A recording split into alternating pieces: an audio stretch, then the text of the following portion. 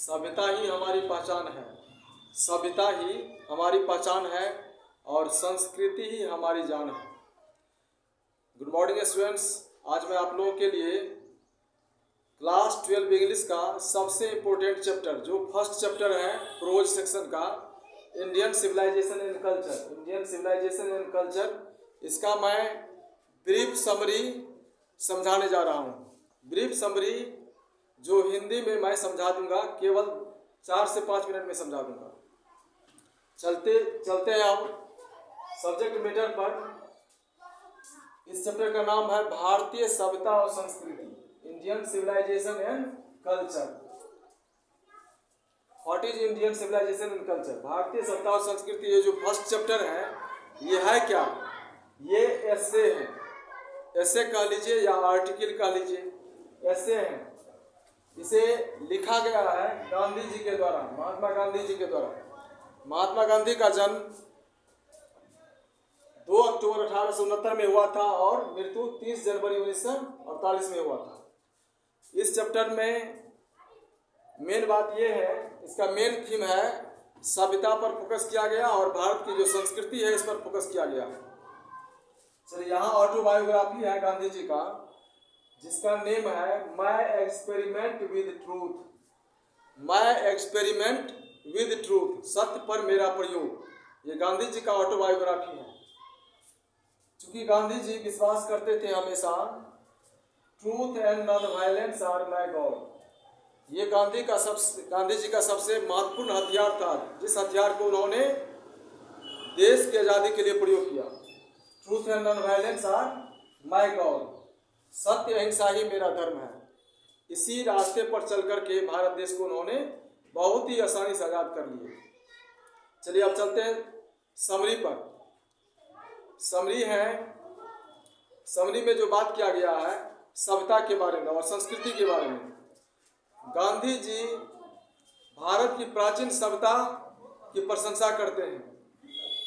गांधी जी कहते हैं कि भारत की जो सभ्यता है दुनिया की सभी देशों की सभ्यता से अच्छा है और टिकाऊ भी है, क्योंकि हमारे पूर्वज इसे परखे हुए हैं, इसीलिए ये अभी तक चलता रहा है। दुनिया की सभी देशों की सभ्यता समाप्त हो चुकी है, जैसे चीन की सभ्यता, मिस्र की सभ्यता, यूनान की सभ्यता, यूरोप की सभ्यता गौण हो गया है, समाप्त हो चुका है, लेकिन भारत की सभ्यता अभी तक स्थिर है। यूरोपियन और भारतीय सभ्यता जो है, जिसमें यूरोप की अर्थात पश्चिमी देशों की जो सभ्यता है वो विश्वास करते हैं मेटेरियल पर, अर्थात भौतिकवादी सभ्यता पर विश्वास करते हैं, लेकिन भारत की जो सभ्यता है मेटेरियल पर विश्वास नहीं करते हैं। उनका फेथ है गॉड पर, ईश्वर पर विश्वास करते हैं, स्वस्थ रहने में विश्वास करते हैं, शांति महसूस करने में विश्वास करते हैं। लेकिन पश्चिमी सभ्यता जो है केवल धन दौलत पर विश्वास करते हैं। इस चैप्टर में गांधी जी बताए हैं नगर और गांव में अंतर, इसको भी दर्शाए हैं। तो हमारे पूर्वज गांव में रहना ज़्यादा पसंद करते हैं, क्योंकि गांव का जो वातावरण है वो बहुत ही अच्छा है। नगर के वातावरण से बहुत ही अच्छा है गांव का वातावरण, क्योंकि नगर में जो अमीर लोग हैं गरीब को लूटते हैं। नगर के जो अमीर लोग हैं वो गरीब को लूटते हैं, लेकिन गांव में ऐसा वातावरण नहीं है। गांव में एक दूसरे का अपनापन है। वहाँ गांव के लोग ही एक तरह से भारत की सभ्यता को बचा करके रखे हुए हैं।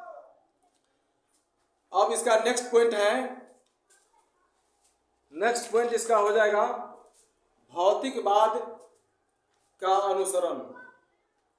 भारत के लोग भौतिकवाद का अनुसरण नहीं करते हैं, दुनिया के लोग भौतिकवाद का अनुसरण करते हैं। गांधी जी कहते हैं कि दुनिया के हर एक देश विकासवादी सिद्धांत को अपनाए हुए, लेकिन भारत के लोग अपनी प्राचीन सभ्यता को साथ में लेकर के चल रहे हैं और आधुनिक सभ्यता को भी अपनाए हैं, लेकिन केवल मशीनी युग को नहीं अपनाए हैं। यही कारण है कि भारत की सभ्यता अभी तक स्थिर है और टिकाऊ भी है। मेन थीम इस चैप्टर का यही है, हमारी सभ्यता प्राचीन सभ्यता है और ये सभ्यता टिकाऊ है और दुनिया के सारे देशों की सत्ता जो है गौन हो चुका है, अर्थात खत्म हो चुका है। Thank you very much. फिर मिलते हैं नेक्स्ट वीडियो में इसी तरह से अगले चैप्टर के साथ, ब्रीफ समरी के साथ। केवल संक्षिप्त में मैं समरी दूंगा हिंदी में, जिससे आप 1 या 2 बार सुनेंगे तो आपको निश्चित रूप से याद ही हो जाएगा। पूरे चैप्टर का थीम आपको समझ में आएगा। थैंक्स।